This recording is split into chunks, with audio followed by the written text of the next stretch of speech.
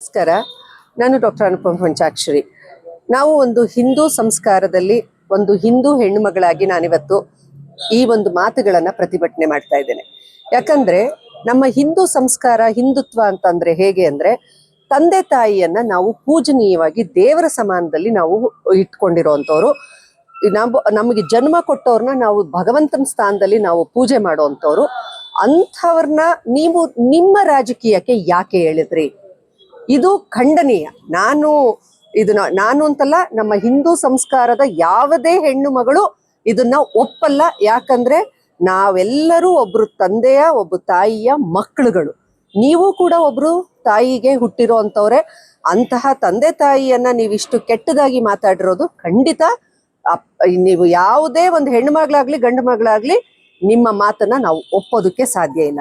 ಮತ್ತೆ ನಾವು ಹಿಂದುತ್ವ ಅಂತ ಓಡಾಡ್ತಾ ಇದ್ದೀರಿ, ನೀವೆಲ್ಲ ಕಡೆ ಹೇಳ್ತೀರಿ ಹಿಂದೂ ಸಂಸ್ಕಾರ ಅಂತ ಹೇಳಿ. ಎಂತಹ ಸಂಸ್ಕಾರ?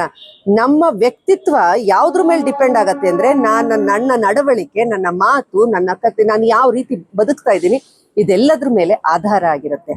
ಆದ್ರೆ ನಿಮ್ಮ ನಡವಳಿಕೆ ನಿಮ್ಮ ವ್ಯಕ್ತಿತ್ವವನ್ನ ತೋರಿಸುತ್ತೆ, ನೀವೆಂತ ವ್ಯಕ್ತಿ ಅಂತ ತೋರಿಸುತ್ತೆ. ಎಂತಹ ಪದಗಳನ್ನ ನೀವು ಬಳಸ್ತಾ ಇದ್ದೀರಿ? ರಾಜಕಾರಣ ಅಂದ್ರೇನೆ ಎಲ್ಲರೂ ಬರ್ಲಿಕ್ಕೆ ಹಿಂದೆ ಮುಂದೆ ನೋಡ್ಬೇಕಪ್ಪ, ಥೂ ಚಿ ಅಸಹ್ಯ ಅನ್ಸ್ಬೇಕು ಅನ್ನುವಂತಹ ಮಟ್ಟದ ಪದಗಳನ್ನ ನೀವು ಬಳಸಿರುವಂಥದ್ದು. ಬೂಟ್ ನೆಕ್ಕೋದು ನೋಡಿ, ಬೂಟ್ ನೆಕ್ಕದಲ್ಲ. ನಾವು ನಮ್ಮ ಹಿಂದೂ ಸಂಸ್ಕಾರದಲ್ಲಿ ಪಾದಗಳಿಗೆ ನಮಸ್ಕಾರ ಮಾಡೋದು ಅಂತ ಹೇಳ್ತೀವಿ.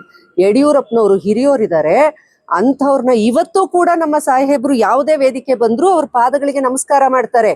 ಇಂತಹ ಪದಗಳನ್ನ ನಾವು ಹಿಂದೂ ಸಂಸ್ಕಾರದಲ್ಲಿ ಬಳಸುವಂತಹ ಹಿಂದುತ್ವ ಅಂತ ನಾನು ಹೆಮ್ಮೆ ಅಂತ ಹೇಳುವಂಥದ್ದಲ್ಲಿ ಅಂತಹ ಪದಗಳನ್ನ ನೀವು ಬಹಳ ಕೀಳು ಮಟ್ಟವಾಗಿ ಉಪಯೋಗಿಸಿರುವಂಥದ್ದು ನಿಜವಾಗ್ಲೂ ನಿಮಗಷ್ಟೇ ಅಲ್ಲ, ನಾವು ಹಿಂದೂ ಸಂಪ್ರದಾಯದಲ್ಲಿ ಹುಟ್ಟಿ ಇರೋಂತಹ ನಮ್ಮೆಲ್ಲರಿಗೂ ಅವಮಾನ, ನಮ್ಗೆಲ್ಲರಿಗೂ ಅವಮಾನ ಅಂತ ನಮಗನ್ಸ್ತಾ ಇದೆ. ನಾವೆಲ್ಲ ತಲೆ ತಗ್ಸುವಂತಹ ಪರಿಸ್ಥಿತಿ ಇಂತಹ ಮಾತುಗಳಿಂದ ಇವತ್ತು ಆಗಿದೆ ಅನ್ನೋದೇ ಶೋಚನೀಯ.